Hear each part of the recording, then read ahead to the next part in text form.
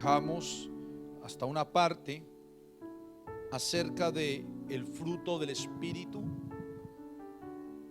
del cual se ha venido hablando en esta serie de enseñanza del discipulado los miércoles, y estamos hablando de la paz, y lo titulé Mi paz, no la mía, sino la del Señor. Mi paz. Recuerde lo que dice Gálatas capítulo 5 versículo 22 al 23, mas el fruto del Espíritu es amor, gozo, paz. Y ahí vamos con esta serie de enseñanza. Ya hemos orado. Quiero de una vez entrar en el mensaje, hermanos, que creo yo que por el Espíritu está muy conectado con la enseñanza del domingo. Los que estuvimos el domingo aquí en la escuela dominical, tuvimos tremenda bendición también de parte de Dios en todo el servicio. Y la palabra de Dios siempre cuando se predica debe ser eso, una bendición tremenda para nuestras vidas. Y digo que se conectan porque lo que hablaba el domingo, este tema de mi paz, o sea, la paz del Señor, la de Él, es necesaria en la vida del cristiano para enfrentar lo que el domingo se enseñó en ese peregrinaje. Amén. Quiero retomar el versículo de Juan capítulo 14 versículo 27, cuando Jesús dijo: la paz os dejo, mi paz os doy, yo no os la doy como el mundo la da, no se turbe vuestro corazón, ni tenga miedo. Les recuerdo, hermanos, que se enseñó hace 8 días acerca de este versículo y hablamos de que una es la paz del mundo, la paz que se ofrece en este globo terráqueo, la paz que busca la humanidad, la paz que buscan los gobiernos, y otra es esa paz que proviene del cielo, esa paz que proviene de Dios, esa paz divina, esa paz cuya procedencia directamente viene del Eterno. Y esa paz que viene del Eterno es la paz que Jesús dijo: mi paz os doy. Y la otra paz es esa paz que al comienzo dice: la paz os dejo. El mundo está buscando, el mundo está corriendo de un lado para otro buscando la paz. Pero el problema es que están buscando la paz donde no la van a encontrar.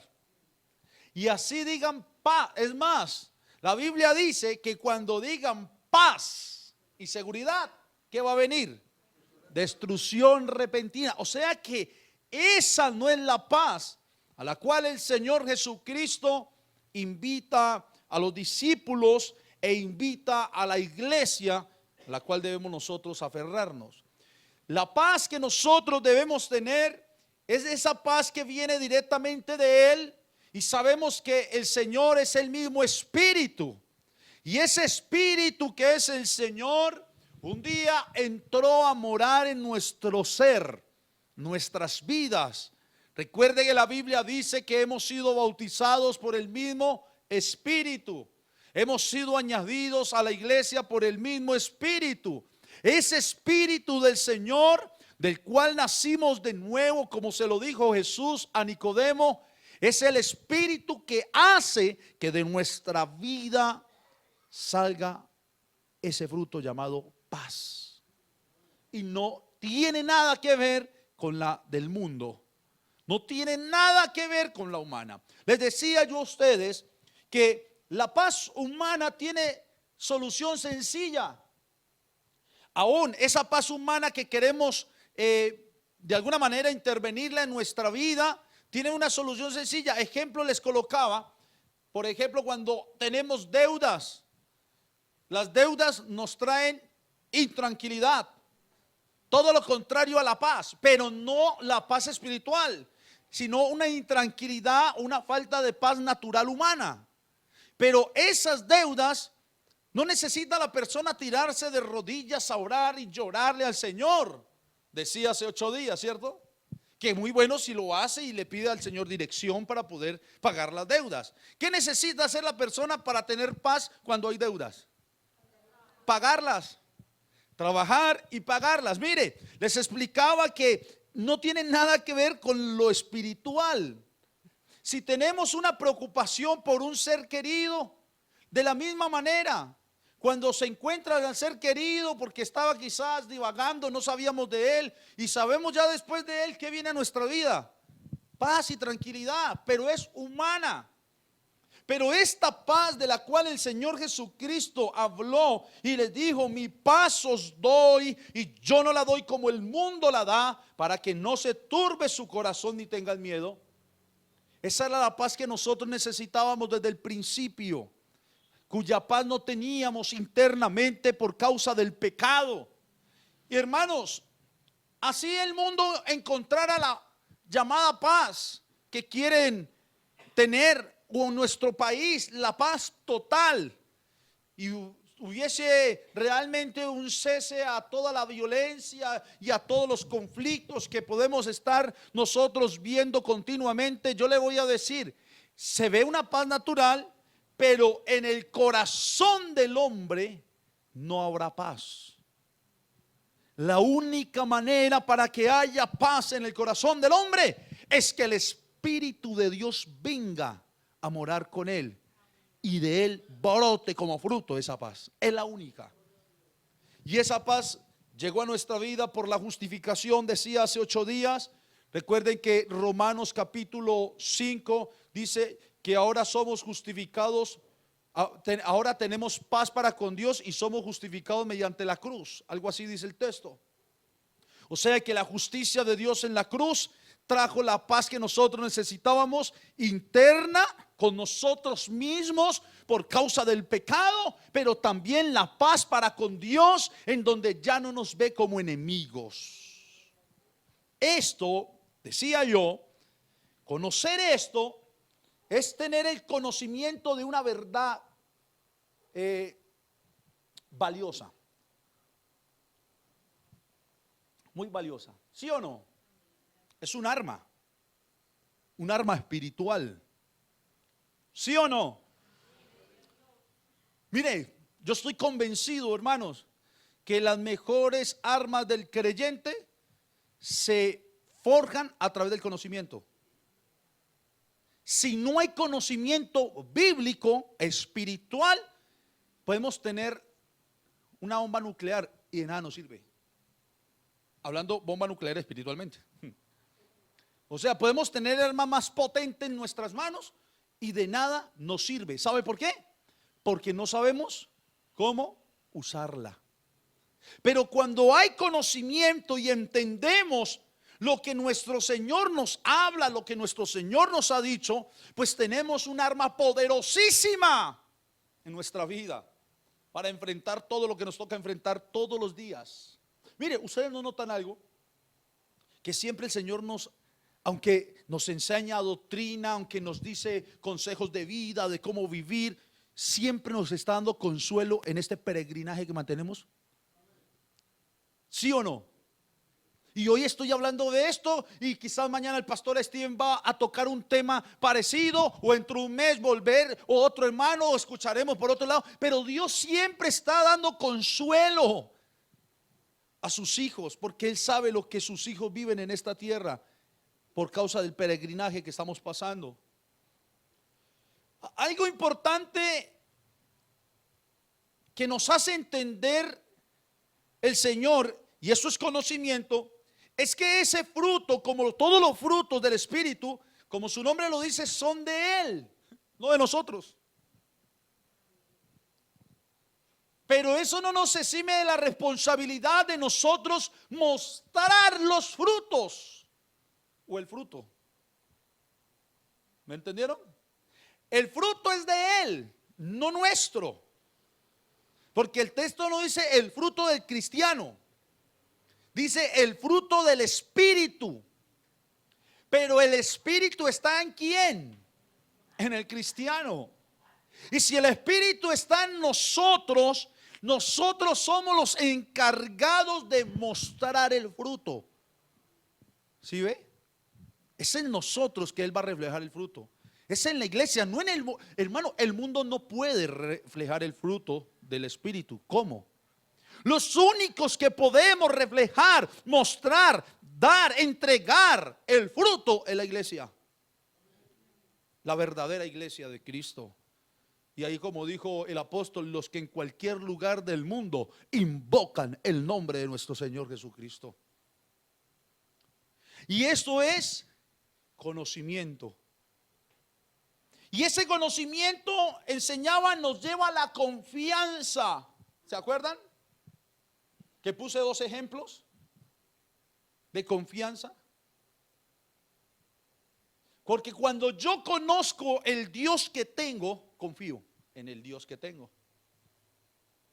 O sea que, escuchen esto, no confiar en Dios es no conocer a Dios. Y el no conocer a Dios, no confiar en Dios. Sencilla la ecuación, ¿cierto? ¿Sí o no, hermana? Sencillo. Mire, si una persona, bueno, un creyente o alguien que dice ser creyente no confía en Dios, sencillo, es porque no conoce a Dios. Porque el conocer a Dios, el conocer sus atributos, el conocer su obra redentora, el conocer el sacrificio, el conocer su palabra, el conocer su esencia, hace que usted y yo, como hijos de Él, tengamos confianza en Él. Y yo les explicaba qué es tener confianza. Y les hablaba un ejemplo del de la lotería. Y les coloqué un ejemplo como el que va en un vehículo y lo van conduciendo y usted se siente confiado, confiada. Porque el que va conduciendo sabe para dónde va y maneja bien el vehículo. O el que ganó la lotería, se ganó mucho dinero y se siente confiado y sabe que tiene buen dinero para comprar lo que necesite, para regalar. Tiene una confianza porque sabe que es de él. Conoce, no ignora que se ganó un buen dinero. Pues nosotros no nos ganamos un buen dinero. Nosotros no estamos esperando a que alguien maneje bien un vehículo. Nosotros tenemos al dador de la vida, al autor de la vida, al Dios todopoderoso. Nosotros tenemos al eterno, al Señor de los cielos. Él es el que está con nosotros. Oiga, ¿qué más motivos tenemos que tener para confiar en Él? Pastor, yo confío en Dios. ¿Y por qué cuando pasan situaciones mostramos todo lo contrario a esa confianza? Y ahí es donde quiero, hermanos, concluir con lo que tenía que concluir hace 8 días. Y quiero que vayamos a Marcos capítulo 4, versículo 35.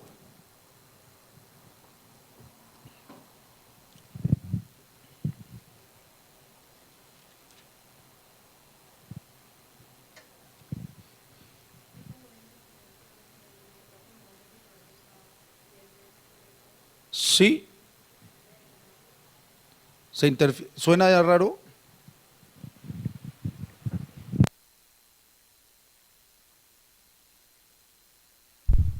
Marcos capítulo 4, versículo 35 al 41. Dice así la palabra del Señor. Aquel día, cuando llegó la noche, les dijo: pasemos al otro lado. Y despidiendo a la multitud, le tomaron como estaba en la barca, y había también con él otras barcas. Pero se levantó una gran tempestad de viento y echaba las olas en la barca de tal manera que ya se anegaba. y él estaba en la popa durmiendo sobre un cabezal. Y le despertaron y le dijeron: Maestro, ¿no tienes cuidado que perecemos? Y levantándose reprendió al viento y dijo al mar: Calla, enmudece. Y cesó el viento y se hizo grande bonanza. Y les dijo: ¿por qué estáis así amedrentados? ¿Cómo no tenéis fe? Entonces temieron con gran temor y se decían el uno al otro: ¿quién es este, que aún el viento y el mar le obedecen? Mire, leyendo yo esta historia de lo que sucedió con Jesús y los discípulos, quise irme más atrás en el contexto y noto de que ellos no era que habían tenido ya muchas experiencias realmente con el Señor. Marcos registra el nacimiento del Señor y comienza a registrar desde el capítulo 1, versículo 32 en adelante, a muchos que fueron sanados por parte de Jesús. Después el capítulo 2 muestra otros milagros de sanidad con un paralítico, y comienza a mostrar luego el llamamiento que le hace a los discípulos para luego conformar los 12 que iban a estar con él, los 12 que él iba a formar, y los 12 que luego conoceríamos como los 12 apóstoles. Y luego de ese llamado que él le hace a ellos, a los 12 que está en el capítulo 3, desde el versículo 13 en adelante, notamos cómo el Señor, dice la palabra, después de darle unas parábolas, unas enseñanzas, ya tenía el grupo de los 12, habían otros discípulos quizás siguiéndole, les enseñaba por parábolas y decía: para que ellos no entiendan, pero a ustedes les declaro las cosas como son. Se acercó ya el momento de partir el Señor.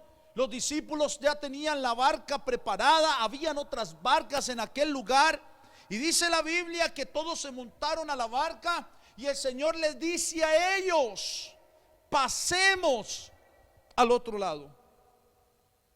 O sea que había otro lugar normal, salen de aquí de la orilla de donde estaban y hay otro lugar, tierra seca, a donde se dirigían ellos con Jesús. Y el Señor les dice: vamos para allá, vamos hacia ese lugar.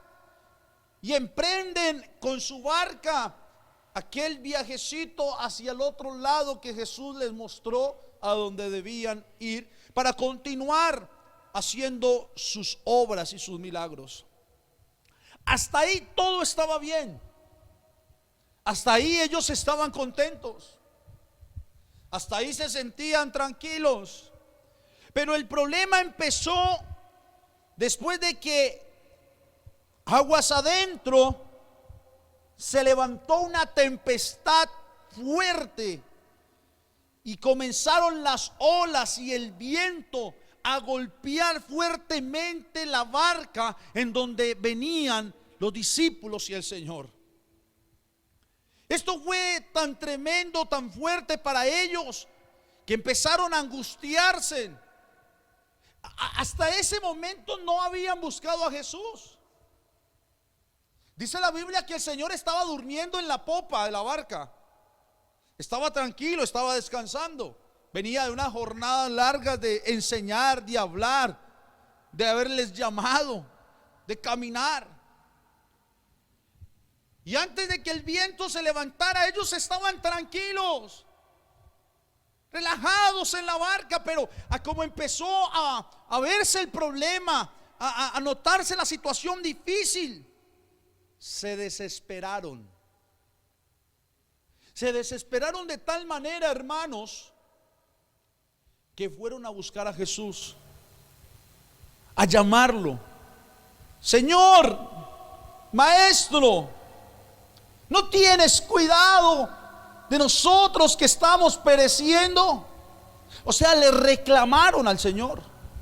Como quien dice: mire todo lo que está sucediendo. El mar está enfurecido, las olas golpean, el viento golpea, esta barca está que se hunde. Usted nos dijo que nos fuéramos en esta barca, que pasáramos al otro lado, y usted lo que está haciendo es durmiendo. No tiene cuidado de nosotros, Señor. No está pendiente de nosotros, Señor. Y comienzan a exclamar: ayúdanos. Nos estamos, esa palabra perecer es, estamos muriéndonos. ¿Usted se imagina a esos hombres, hermano? ¿Y alguien ha ido al mar? ¿Alguien ha estado en alta mar? ¿Ah? Yo una vez les contaba, una vez que fuimos a Buenaventura y pasamos por el paso del, bueno, de regreso, el paso del Tigre. ¿Han ido han pasado el paso del Tigre? ¿Buenaventura? ¿Sí? Eso es fuerte. Eso, el mar es muy agitado, hermanos. Ahí se han volteado lanchas, ha muerto gente, se han ahogado personas, han quedado naufragando, porque a veces hay, usted sabe que el mar de Buenaventura tiene troncos, palos. La otra vez, ese día precisamente se había volteado una lancha, que porque habían salido, el mar estaba muy agitado, tenían a toda la gente represada diciéndole: hay que esperar. La guardia costera estaba ahí dando vueltas y esperar, porque el mar estaba peligroso para navegarlo. Y nosotros estábamos en un lugar llamado Ladrilleros, y para llegar de Ladrilleros al puerto hay que pasar el paso llamado el Paso del Tigre, y eso es bien fuerte. Y ese día se había ahogado una señora porque la lancha se había volteado por el oleaje. Oiga, es muy fácil yo desde aquí parado, ustedes sentados, algunos con sueño quizás, escuchando: Señor, sálvanos que perecemos. Pero no entender realmente lo que estaban sintiendo. Es que estaban angustiados hasta la muerte. Ahorita me estaba viendo un pedazo de un documental de esos señores que están perdidos en el mar. Una tripulación de un submarino, no lo han encontrado todavía, ¿cierto? Y hay un video, y lo vi ahora. Hay un video de antes de subir al submarino y cuando descienden, y toda la travesía viendo el Titanic. Me lo vi sin meterme a esa cápsula. Lo que ellos, porque a la final es una cápsula y un vidriecito, y lo que ellos vieron vi yo de la misma manera. Qué pesar, están perdidos. Hasta ahí llegó el video, no sé qué pasó y se perdieron. Pero cuando mostraban en ese video el Titanic, ese barco lleno ya de todos esos musgos que se va comiendo el hierro, pero se ve bien la popa y todo, y esa gente feliz, eran como 5 tripulantes los que estaban ahí, feliz describiendo: mire el Titanic. Yo, ¿sabe qué me imaginé? Ese día, yo dije, pues, realmente uno baja la película, ¿no? La película es la que nos da idea de ese día. Yo me imaginé ese día, esa gente, ¿sabe qué decían ahí? Duró 2 horas y media descendiendo ese barco hasta que llegó el fondo. ¿Cómo está de profundo eso allá? ¿Sabe cuánto demoraron estos personajes hasta llegar al lugar? 10 horas. Los del submarino este que está perdido, 10 horas para llegar a donde está el Titanic. Como el de aquí a Bogotá, pero hacia abajo. ¿Cómo es de profundo el mar? Y yo me imaginaba ese día o esa noche, esa gente, el desespero, el barco hundiéndose, el agua en medio de la nada, temperaturas súper altas. Ahora sí entienden a estos varones, a estos discípulos, en medio del agua, las olas golpeando, el mar golpeando, el viento golpeando, una tempestad tremenda, angustiados. ¿Cuántos cristianos no irían en ese Titanic? Ahí tenía que ir mucho creyente, hombres y mujeres de Dios. ¿Cuántos clamarían a Dios? ¿Cuántos quizás dijeron lo mismo? Señor, sálvanos que perecemos, nos morimos. Muchos alcanzaron a salir, pero otros murieron y fue la voluntad de Dios.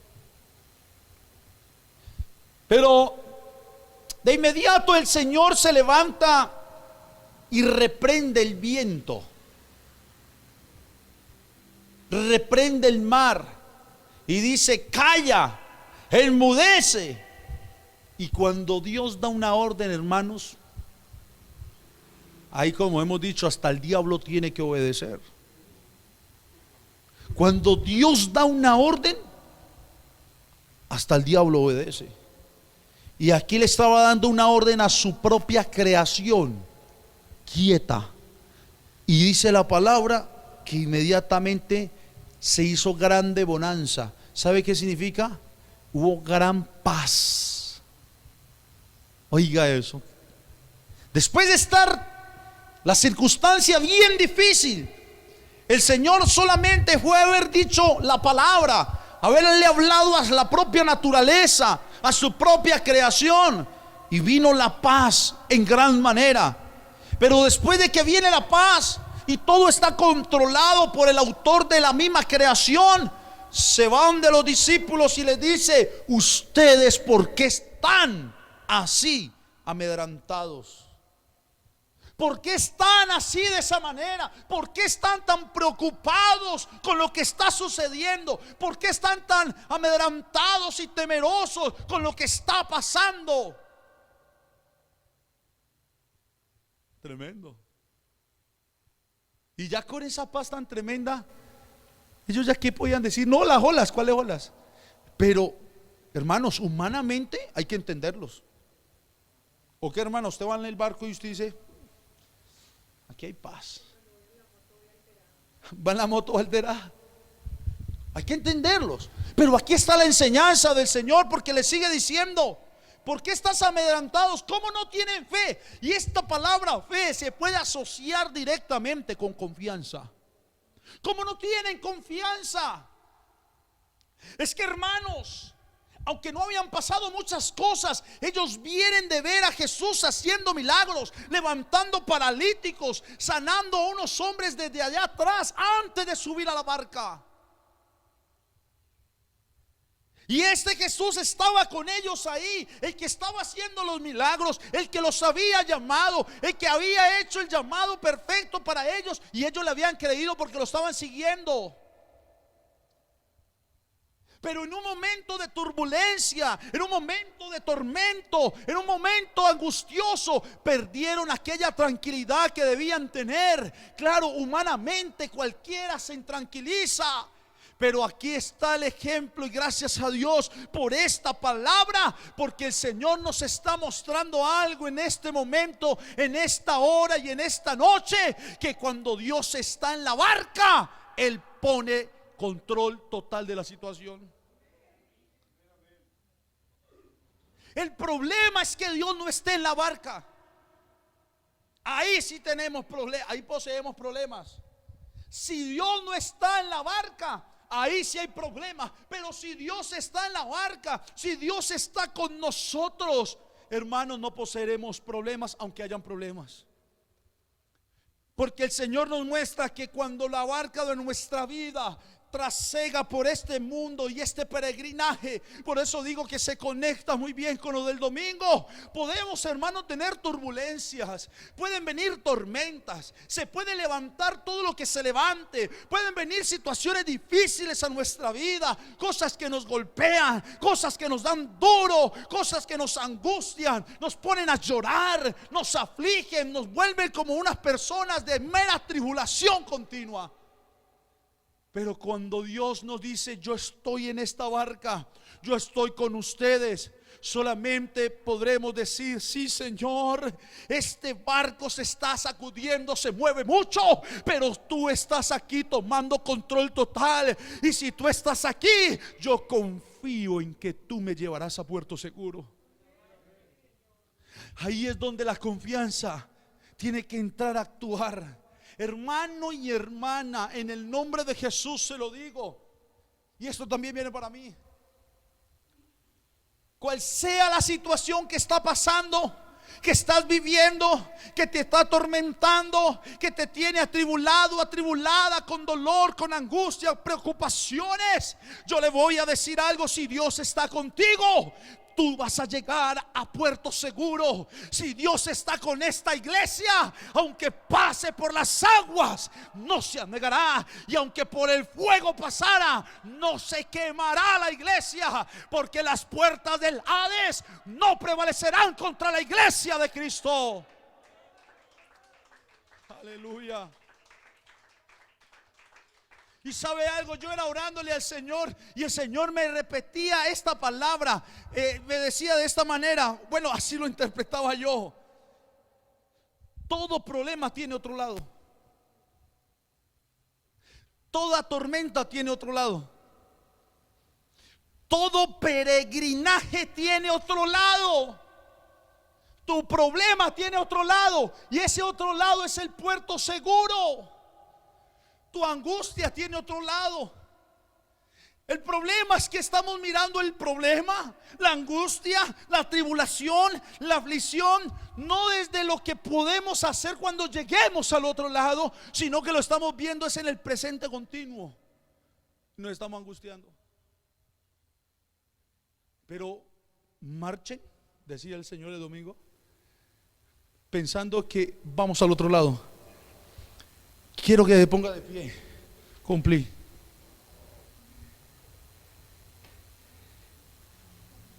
Y quiero, hermanos, que usted cierre sus ojos ahí donde está.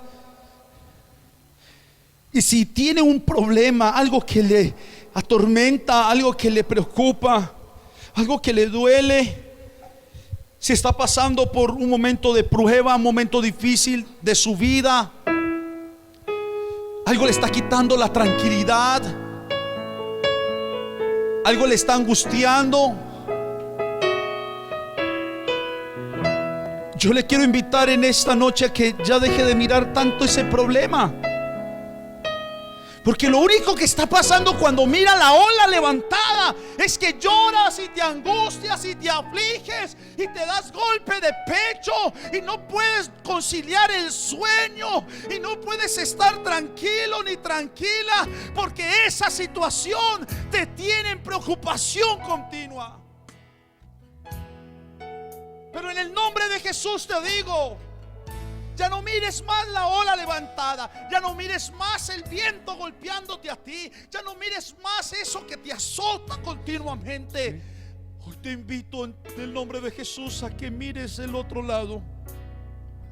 Y si el pueblo de Israel pasó el mar en seco y llegó al otro lado y allá cantó un himno, pues yo le voy a decir que ese problema que estás viviendo tiene otro lado, que es un lado de paz, un lado de tranquilidad, un lado de regocijo. Y cuando llegues y pases al otro lado, tú también vas a cantar un himno, tú también te vas a regocijar en el Señor. Y continuamente, iglesia, vas a mostrar el fruto del Espíritu que está dentro de ti, que viene por el Espíritu, que se llama paz. Aleluya. Qué bueno que cantáramos, pastor. Puedes